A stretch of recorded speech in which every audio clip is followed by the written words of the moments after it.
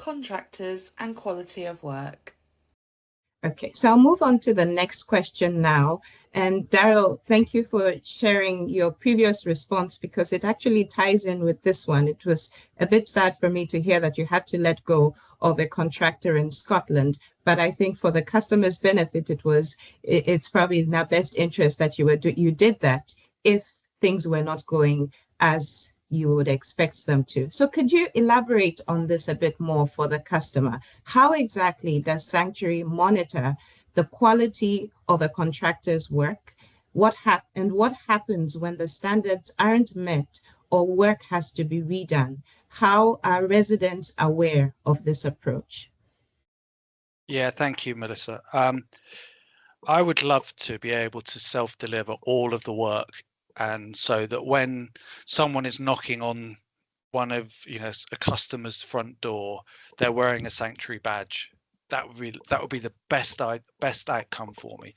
And we know that feedback that we get from various surveys across the country is that's what our customers want as well, because there's that increased level of ownership and responsibility and accountability as well.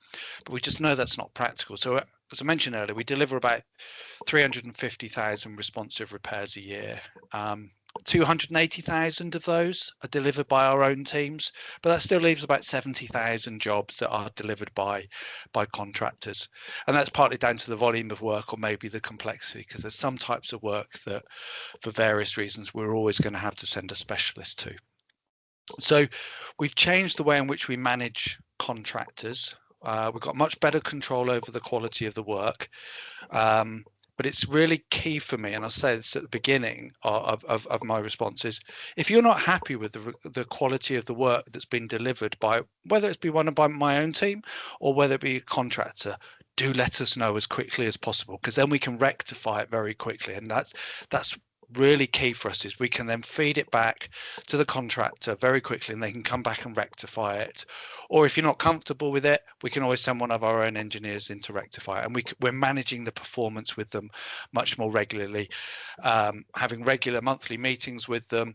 And rather than just us allocating work to them, to a whole range, we've gone from about 300 contractors to about 30 contractors. We have got much clearer processes of how we allocate them work, so that we don't overstack one particular contractor and they've got too much work to do and another one hasn't got enough. So we try to balance it out based upon the quality of feedback that we're getting, also based upon the volume of work that we know that they can deliver for us. We also have a team of surveyors that can go out and do post-inspection work where we feel it is appropriate.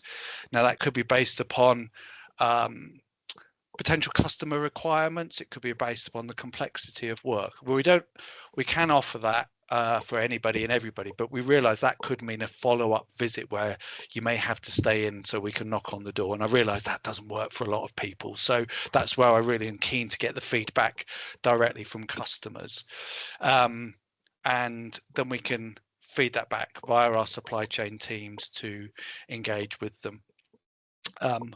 We are always looking to ensure that the contractors are delivering to the right cost, the right quality, and making sure that they are treating our customers with the level of respect that they are, that the contractors must deliver. And we've been really clear with them so that you feel safe and you feel respected at the same time.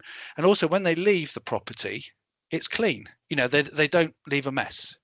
That's as important to me as making sure that when they knock on the door, they present themselves professionally and they leave it like they've never been there and your home is fixed. And so I almost have to working in partnership with our customers to make sure that that feedback comes to us, because 70,000 jobs is not an insignificant volume of work for us. And we feed that all back into the scorecards that we use with our contractors, and we can review, we can give them more work, we can slow their work down. And we're seeing where we've got particular pressure points as well, Melissa. So we actually say, well, let's go and recruit some more of our own team or recruit some specialists to be able to really improve that level of service as well.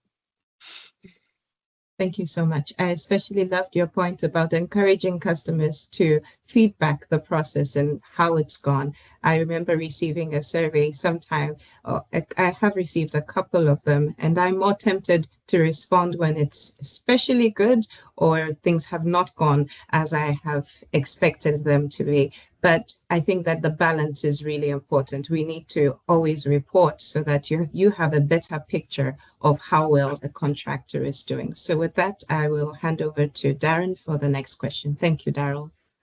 Yeah, and I reiterate there what Melissa said, Daryl.